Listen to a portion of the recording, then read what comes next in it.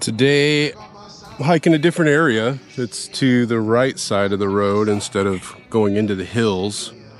Because what I've realized is through the washes on the side of the road, there's a lot of these little mine shafts that are just off to the sides of the road, just right off the road. And a lot of them are right by the ravines. So I'm going to spend more time walking closer to the road today. This area is still by Picture Rocks, and I'm just interested to see what exactly they were looking into. I mean, I'm seeing the copper iron, it's evident that I've found galena, and all of these things lead towards, deposits of gold and silver. So that's what's going on out here in the desert today. We're gonna go ahead and head towards those hills and maybe walk along the base of them, because I'm sure if there's all these mine shafts close in that I've found, then further down there's going to be stuff too to see. So me and the little dog doing the hike today. How Deej? Is he a hiker, Dag? He's a good boy? Yes, he is. So I already kind of pre-scouted this area a couple weekends ago that I got my nifty telescopic pole, which, now I feel like a real getting into YouTube kind of thing, because now I can do a different level of showing what's going on, which is pretty cool. This feels like a step in the progression of filming. But all that aside, spirit, whew, I am feeling the push of sovereignty. I'm feeling you ask for power and strength and wisdom, and spirit gives you trials, tries you out, gives you things to conquer, to gain strength from, instead of just giving you strength. That's how spirit operates. You think you want to ask for something, and what you receive instead is a trial, that which once you accomplish and overcome, you gain strength from that trial. And that, in essence, is what I wanted to talk about today, because I'm going through my own trials all the time. I'm always overcoming these obstacles and, trying to expand my own experience in life and understand, just like we all are, what is life about? What's the purpose? What's the meaning? What's really going on while we're living this human existence? What is it to be human? How do you feel about being a human so far? It's an odd experience for us all, because we're all having it and nobody has a manual. Nobody has the rules. Nobody knows exactly what they're doing or how it's supposed to be done right.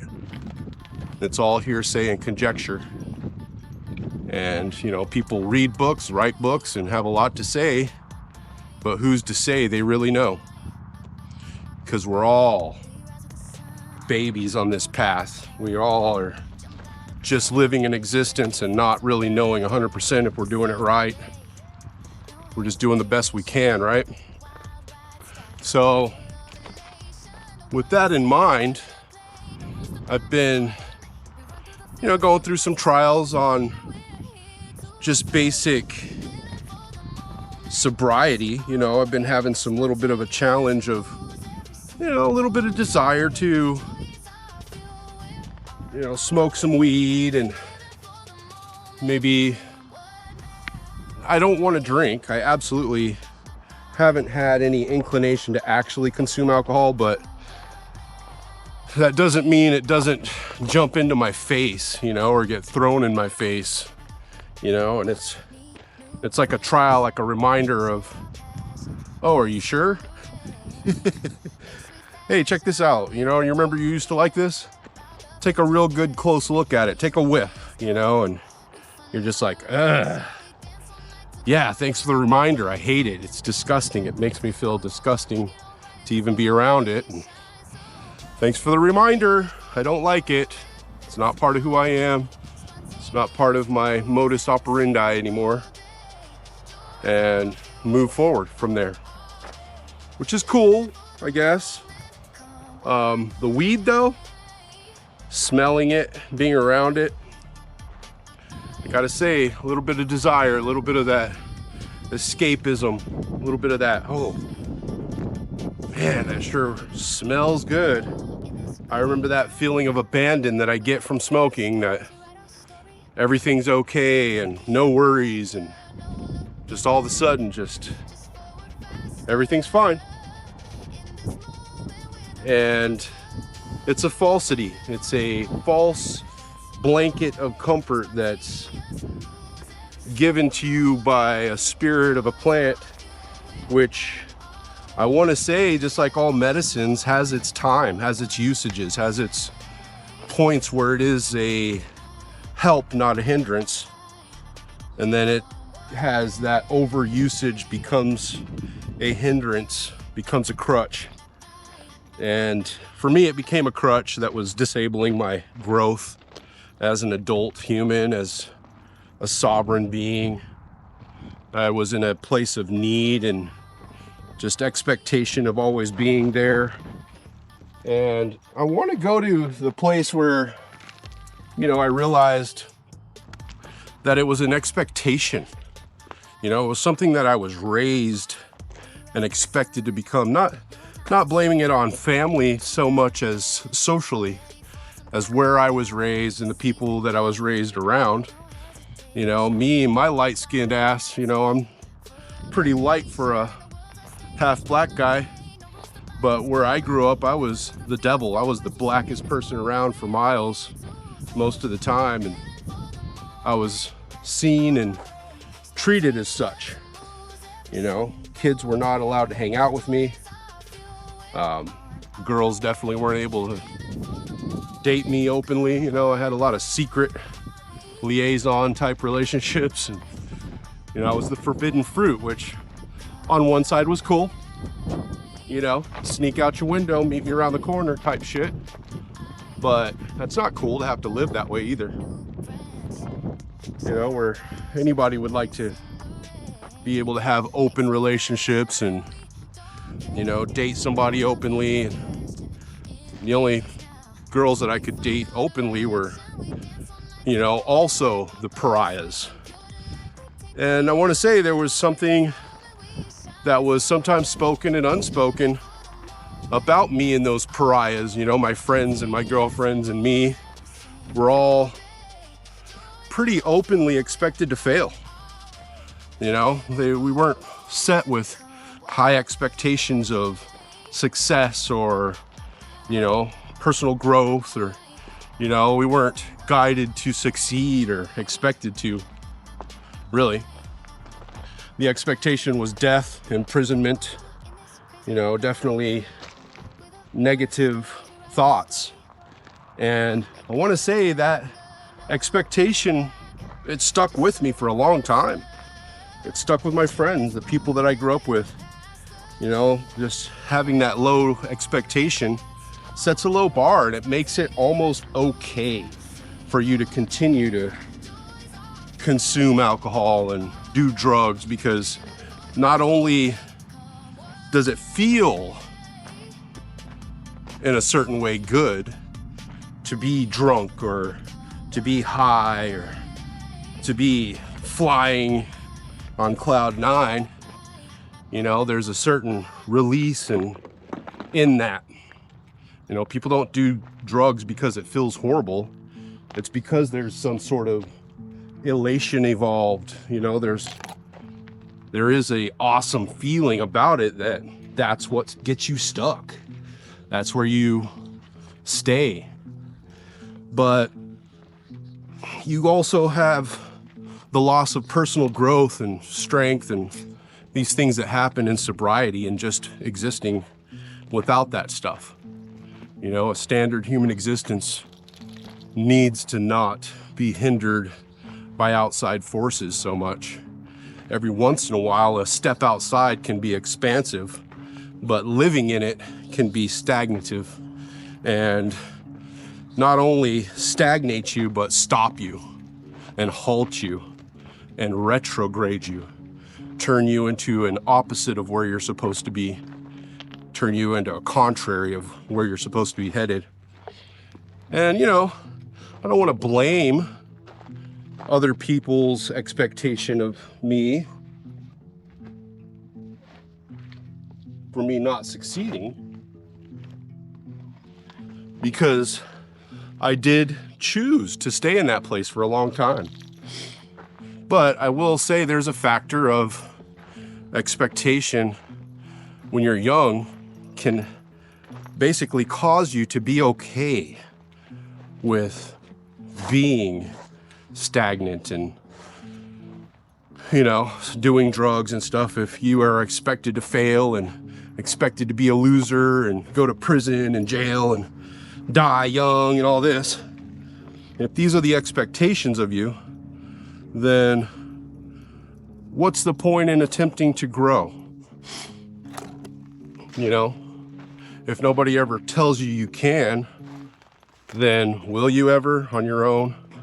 I mean, absolutely. A lot of people do, and a lot of people can, and success is not reliant upon others, but sometimes it can be very easy to accept not reaching out for anything other than the expectations that have been given to you and expected of you.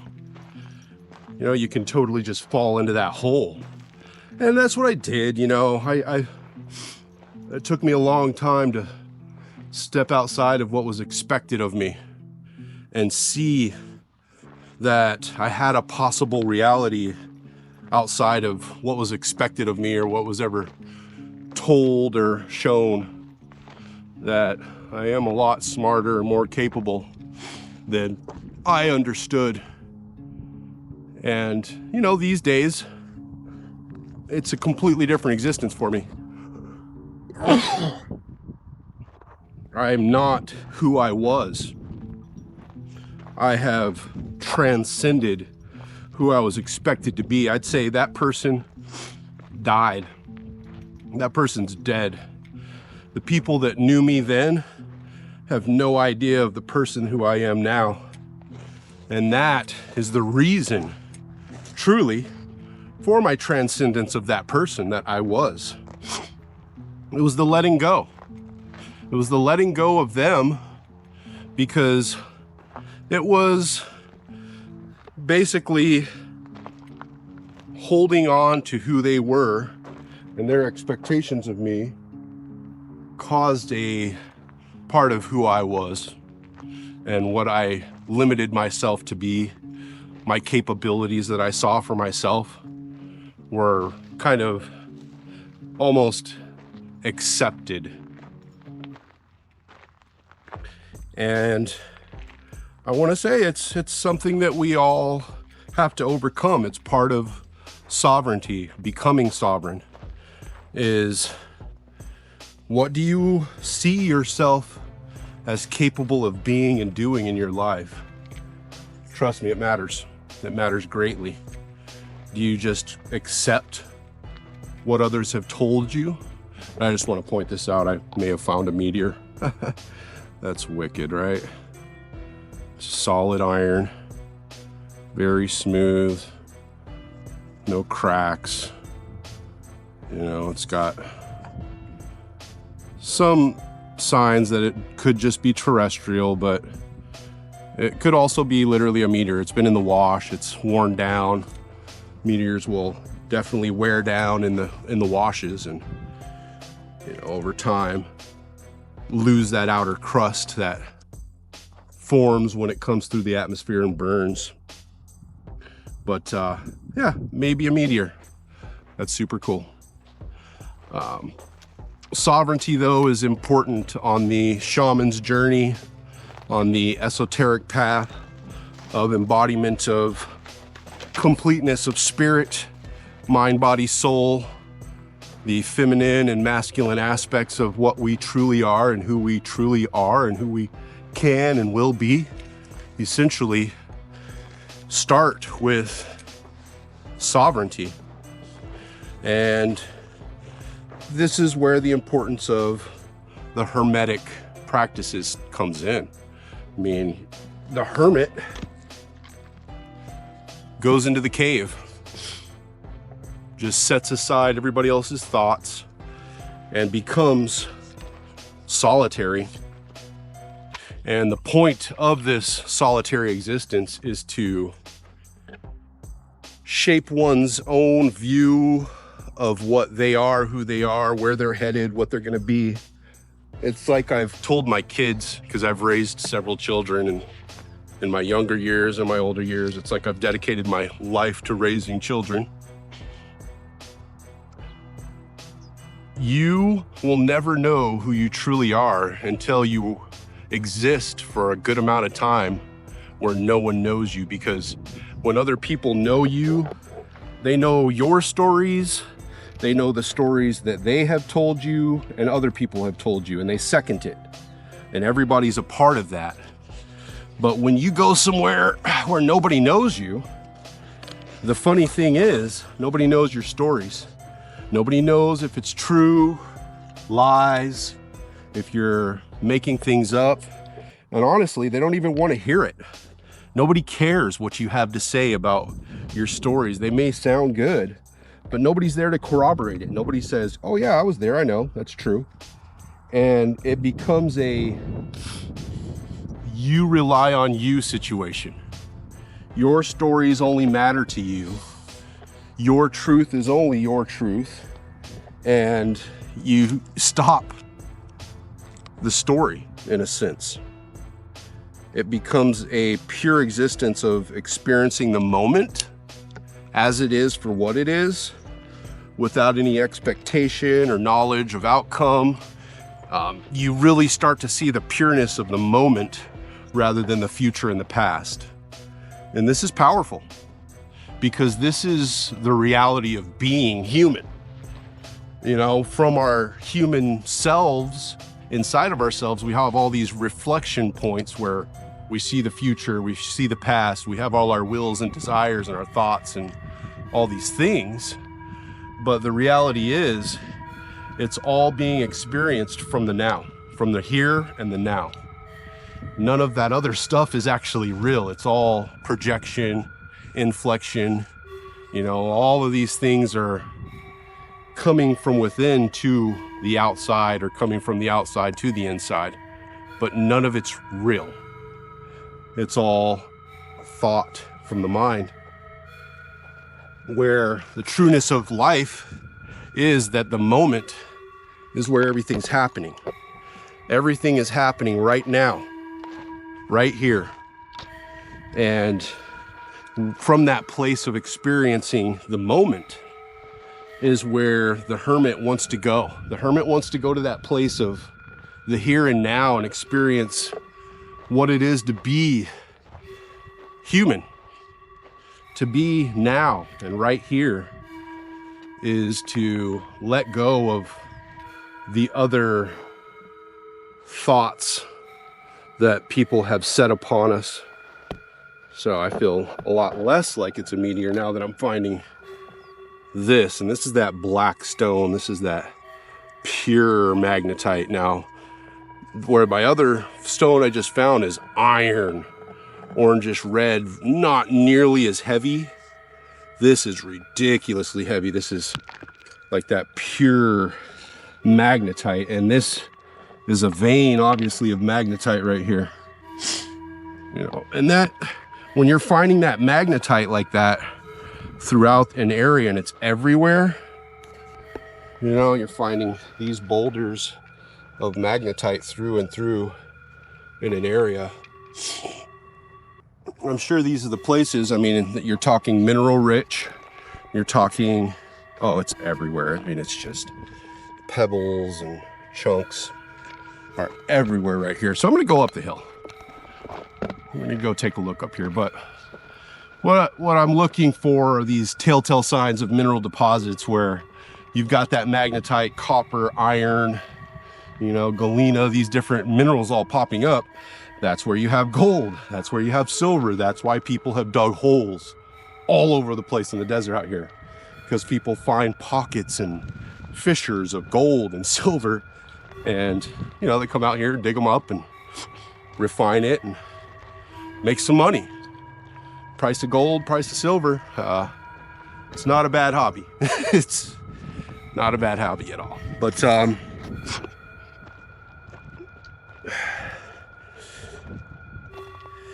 that whole point of Hermeticism and esoteric teachings is that refinement of the spirit.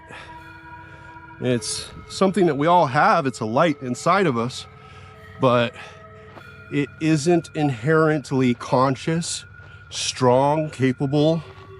You know, it can't wield its full power without being conscious of itself. There is a need of work to be done to cultivate the power. And that's where I was talking about before, being selfish with your energy. You know, where people tend to be social and they like to give and take energy freely in a social norm manner. People who are into sorcery and power, you know, cultivation and magic, people who are into these things actually become very reclusive and hold their energy. They become very, I want to say, whew. Okay, we found a mine shaft. Oh, bro, that's scary.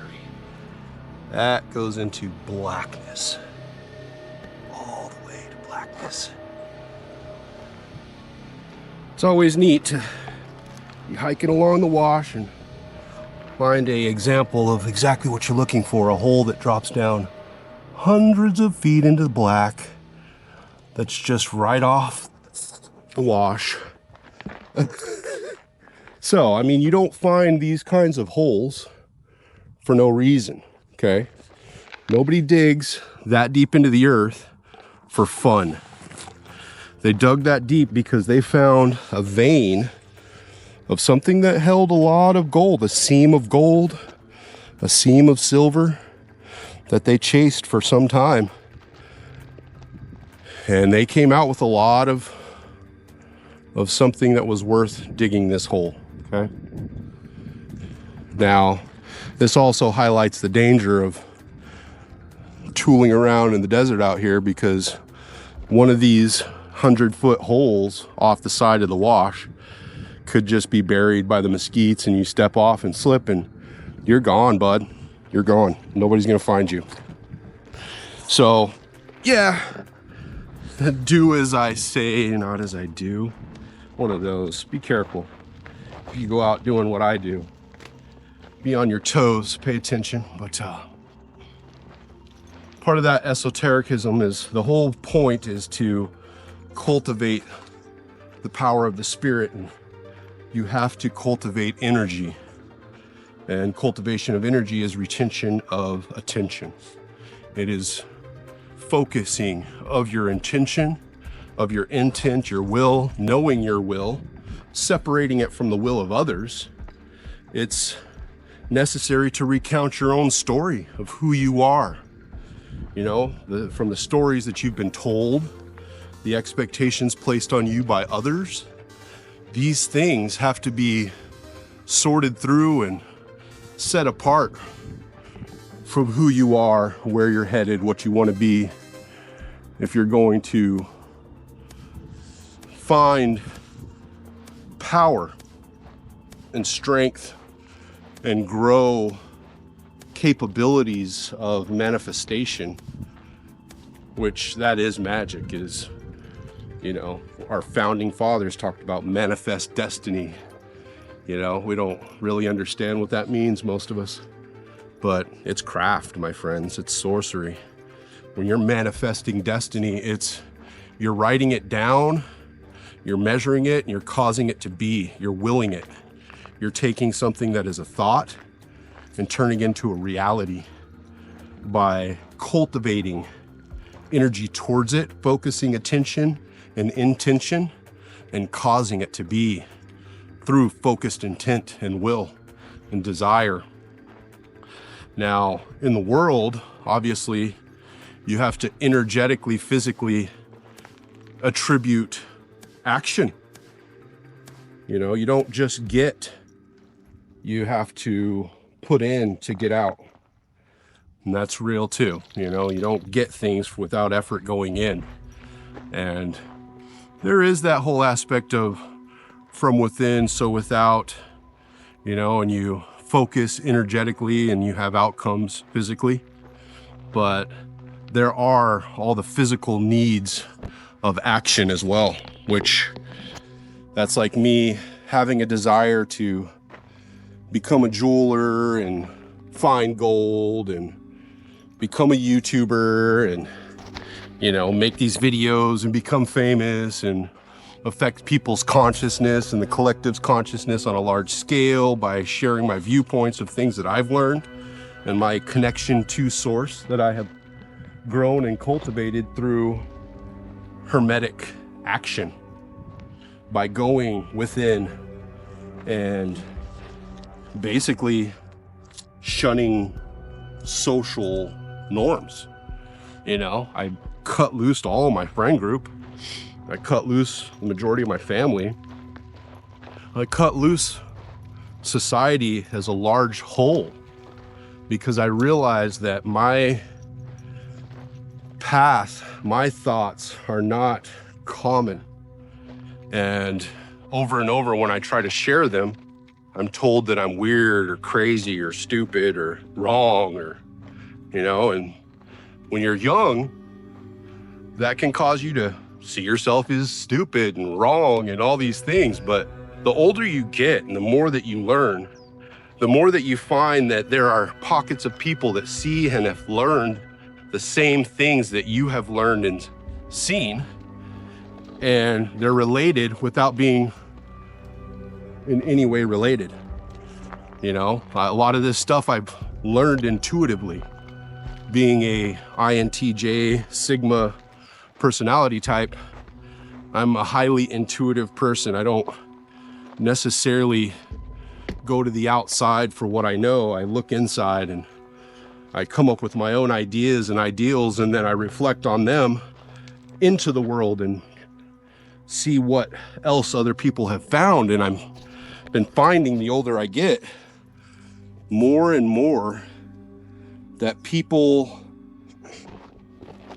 have come to the same conclusions. You know, just that whole thing, there's nothing new under the sun. It's true.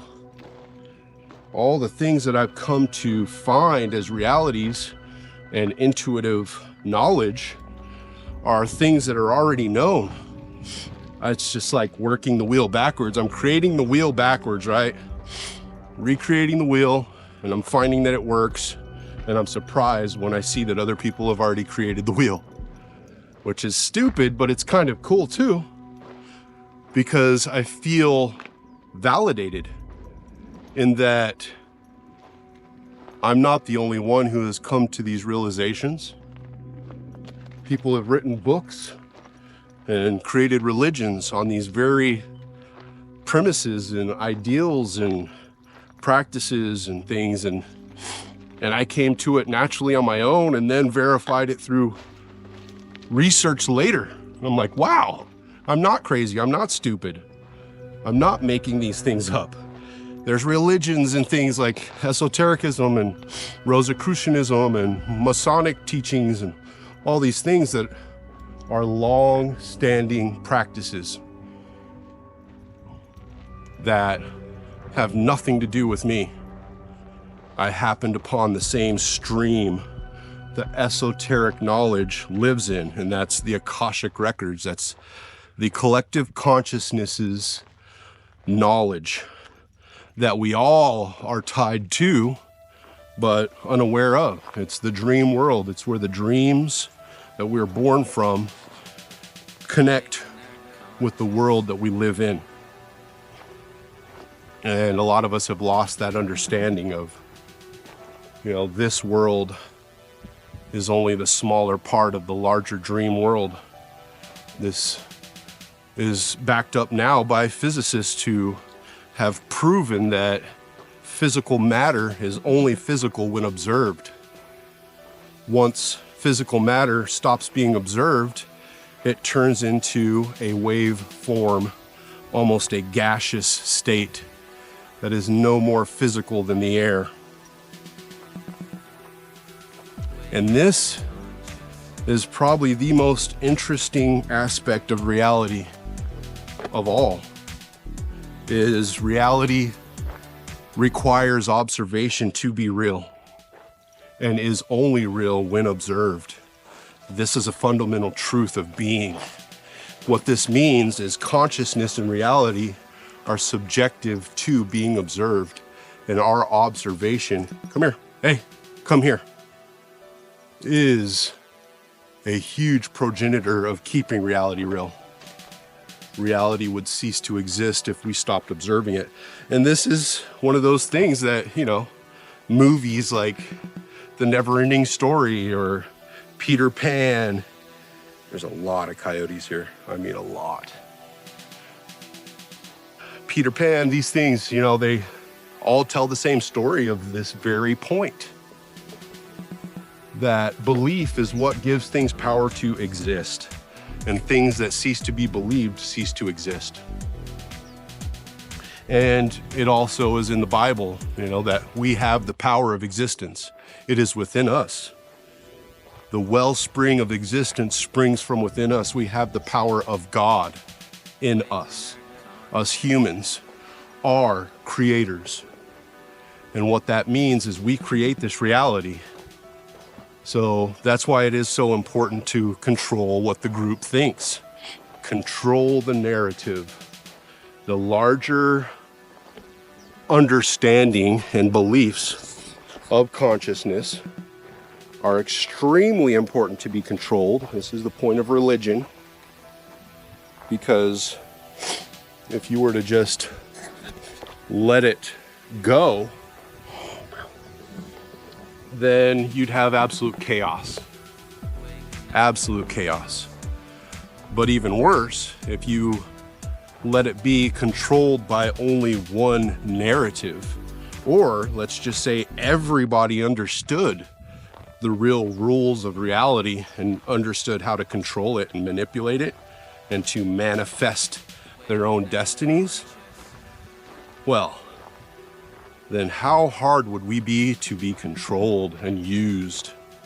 How fast would society begin to decline into sovereignty and self-reliance and strength and honor, and all these things would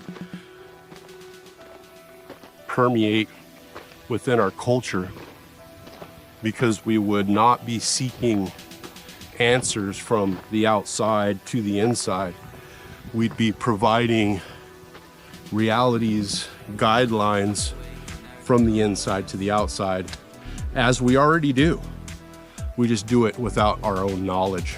We're unconscious of what it is we're doing. We're unaware of our power that we have, our own strength, our own sovereignty.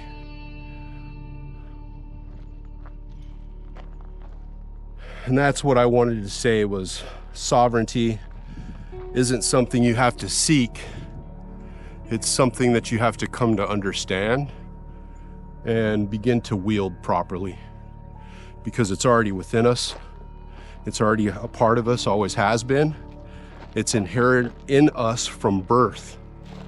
It is only kept from us, I would say. It's not taught and it's not shown except for the powerful few who either happened upon it and are swooped up and enveloped within the secret societies who hold this knowledge, or it is stifled and ostracized, thrown out of the circles of reality so no one can see it or know it. And it's a beautiful thing to be able to find these truths and share them. And that's what I had to say about it today.